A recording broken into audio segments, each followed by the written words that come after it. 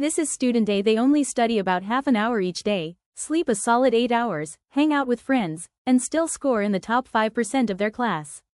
Most of their study time is spent doing practice problems and explaining lessons to classmates.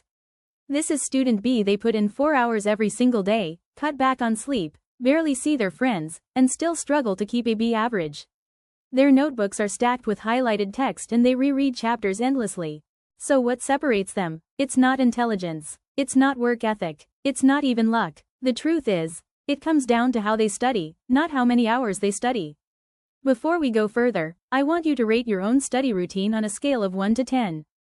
Got the number? Great. By the end of this video, you might see that rating very differently. And I'll show you the exact plan that helped me go from B's and C's to straight A's. Let me take you back to the night everything changed. It was junior year in my dorm. Coffee cups everywhere, notebooks piled high, and the clock said 3 a.m. I had been cramming for 12 hours straight for my psychology exam. I thought I was doing it all correctly, highlighting key sections, rereading chapters, and rewriting notes that looked perfect. But inside, I could feel it slipping away. The harder I worked, the less I actually retained. That night flipped my whole perspective, not because I aced the test, but because I failed it miserably. And in that failure, I faced the truth. I had no idea how to study properly. The illusion of productivity. We've all been trapped here. Highlighting entire textbooks until they look like art projects. Reading the same page dozens of times, hoping it finally makes sense. Filling notebooks with notes we never look at again, just like those saved videos we never revisit.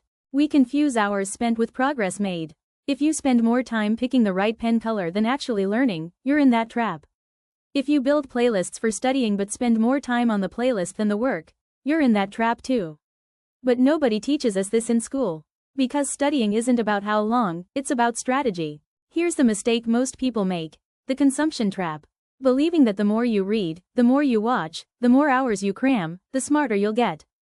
Teachers reinforce this when they say things like, study 3 hours, or review the whole unit. But your brain isn't a sponge. It doesn't just soak everything up. It's a muscle, and muscles need the right kind of training, plus rest, to grow. Here's the formula that shifted everything for me. Real learning equals information times retention. Think about two students. One studies for 5 hours but remembers only 10%. Another studies for 1 hour and remembers 50%. Both walk away with the same knowledge, but one wasted 4 hours. If you study 5 hours with 10% retention, you basically got 30 minutes of real learning.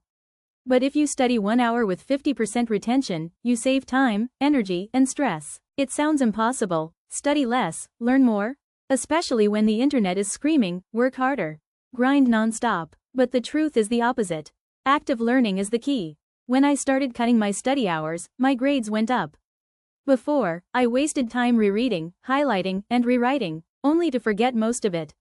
When I switched to active recall, quizzing myself, teaching concepts aloud, and connecting ideas to real examples, my retention jumped from 10% to nearly 70%. Passive studying is like pouring water into a bucket with holes. No matter how much you pour, it won't hold. The first step is patching the holes, so the knowledge stays. The result? I studied less, learned more, and went from struggling with B's and C's to earning straight A's. Here's the exact strategy that worked. Break study sessions into chunks, 30 to 60 minutes max. Test yourself before reviewing. See what you already know. Focus on weak spots, don't waste time on the easy parts. Use active recall, answer practice questions, teach aloud, or make flashcards. Connect ideas together, linking them makes retrieval easier. Do a quick review before bed, your brain locks in learning while you sleep. Now, think back to the score you gave yourself at the start. Does it still hold up? If not, that's your first sign you're ready to level up.